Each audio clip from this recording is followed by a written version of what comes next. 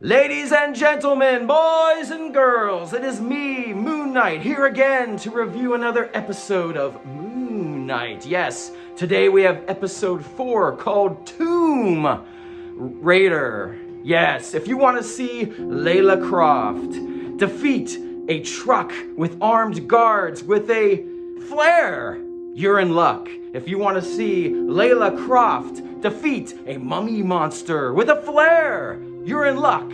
If you came here this week to see Moon Knight, you're going to be disappointed.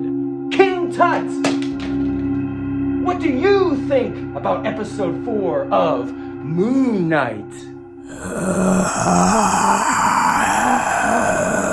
You bet your Egyptian ass it does.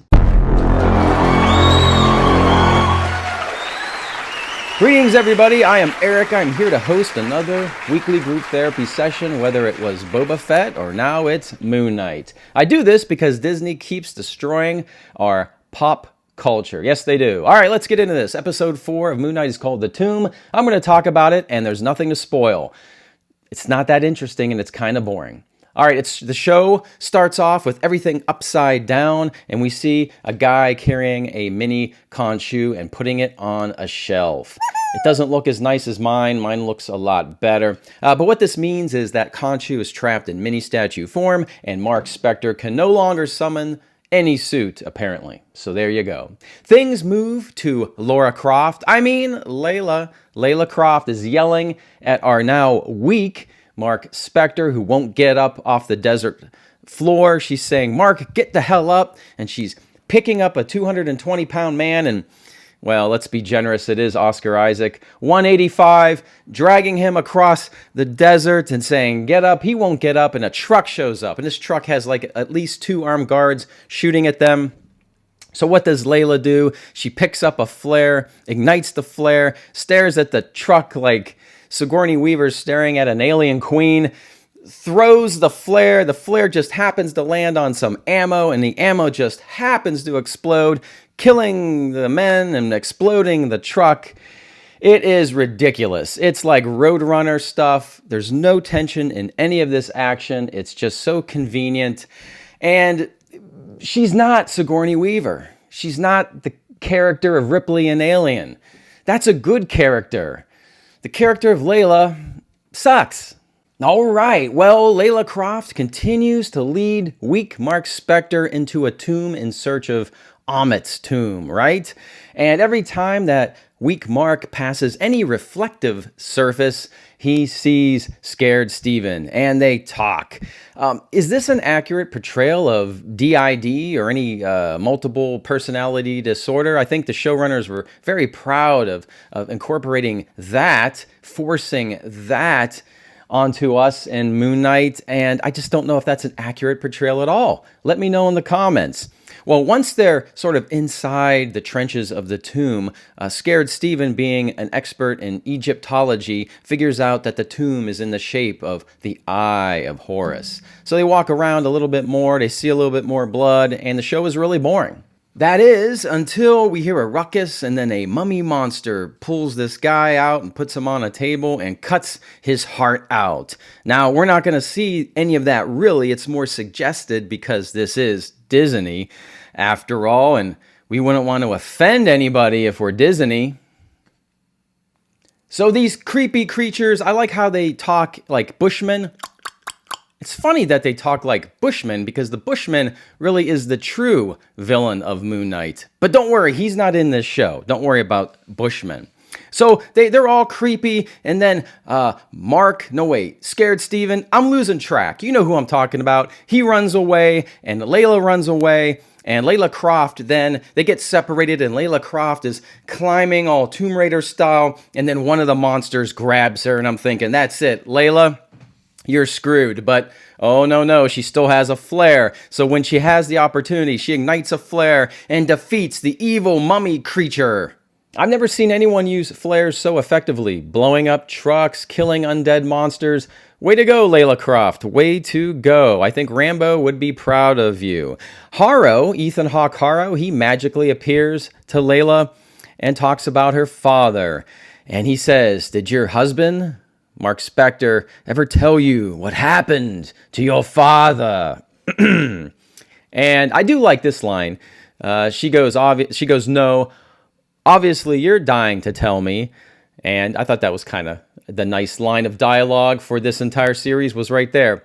And Ethan Hawke Harrow says, yes, Mark Spector killed your father. And she goes, no. All right. And we go back to Mark or Steven. Again, I'm losing track, and it doesn't matter. It just doesn't matter. But he's still a he, discovers a tomb, a sarcophagus. And we learn that this is the sarcophagus of Alexander the Great. And apparently he was the voice of Amit, right? So Mark, we'll just go with Mark, digs in there, and in the throat of Alexander the Great is a mini Amit, yeah. So now he has Amit, and he's like, we've won. And Layla shows up, and Mark is like, we have to go. But Layla Croft won't listen to no man, no mercenary, no fighter like Mark Spector. She wants explanations. Did you kill my father? And so they don't run away as they should. And Mark explains, no, I was there, but I didn't kill your father. And she's like, okay, all right. And then Ethan Hawke Harrow shows up. He always shows up. And he shoots Mark Spector twice in the chest. Series over. No, the show is not over. We still have 2 more hours of this to watch. Ah, geez. All right, the writer-director then is trying to be all fancy and artsy and intellectual. He watched too much Legion, obviously. Apparently the writer-director is the same person. He is Egyptian, and he never really heard of Moon Knight until recently. Just because you're Egyptian does not make you qualified to write the MCU version of Moon Knight. All right, let's explain what's going on. So Mark Spector sort of wakes up. He's sort of in a purgatory, a dream. He's in a mental institution, and everything is white. And he sees the goldfish that everybody forgot about, but I didn't. I didn't forget about that goldfish. He sees the goldfish. He sees a version of Layla. He's sedated in a wheelchair, so he can't speak, can't really get up. He sees a Marvel Legends action figure on the floor, and I'm really debating whether to even buy that. I have not ordered that yet. Harrow again shows up, imagine that, as a psychiatrist. We had Baltar showing up last week in Star Trek as a psychiatrist. What's with that? Mark tries to escape, and I'm not invested in any of this. Whenever our characters are in a dream world, and we know it's a dream, it's a fail in anything. Because it's not real. We know it's not real. Unless it's like Freddy Krueger, there's no reason for us to be invested in anything that happens in a dream. Let me know in the comments if I'm wrong. So anyway, we have to watch this. And Mark sees a sarcophagus. Out of the sarcophagus comes Scared Steven. So they're like 2 separate people now. We have weak Mark Spector and Scared Steven, and they're running around this mental institution, purgatory, and then they do see a third sarcophagus because we all know there's a third identity. It's Jake Lockley? I'm losing my mind and forgetting what's even in Moon Knight anymore, or even in the comics because of this show. But there's a third personality suggested because the sarcophagus is shaking and sort of saying, let me out. They don't let that person out. And then weak Mark and Scared Steven, a door opens and they scream like little girls when a hippopotamus lady shows up. All right, that's it. 4 hours into this thing. This could be the worst episode. I'm going to say it. This could be the worst episode. There were times where I thought the writing was terrible and the acting was bad. I say it right now. I'm telling you. What do you guys think in the comments? We've watched 4 hours of Moon Knight, and I think we actually got, if I'm being generous, 10 minutes of Moon Knight. There's no Moon Knight in this episode. There's no Moon Knight in this series. Is this the worst MCU series? No. Hawkeye was pretty damn bad. This is empty. This is boring. Maybe the music is decent at times. The music makes me feel like I'm in Egypt or that something exciting is truly happening. I don't like and I don't hate any character. I don't care. I watch it with my cup of coffee. I take breaks to go to the bathroom. I don't feel like I'm missing anything. I could probably just leave it on. It's disposable content. terrible. This is becoming a chore watching Moon Knight. Let me know what you guys think. What do you think about the episode?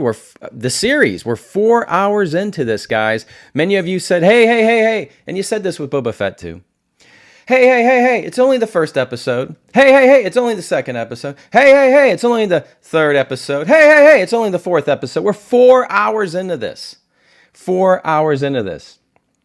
I could watch the extended edition of Lord of the Rings and be much more satisfied and understand a whole mythology of a whole world.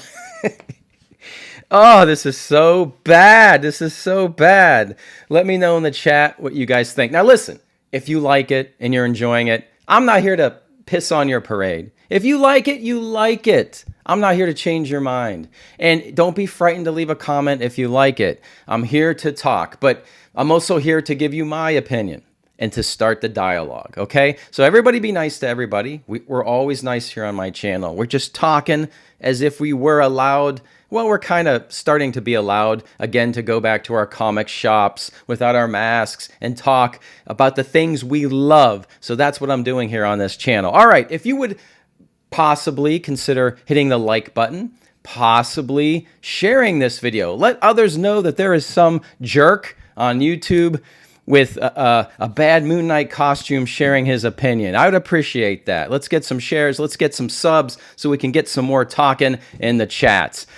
Give me a chat because I will respond. All right, everybody, have a great day, a great week. I'll see you next week for episode 5. And as always, I will see you on the new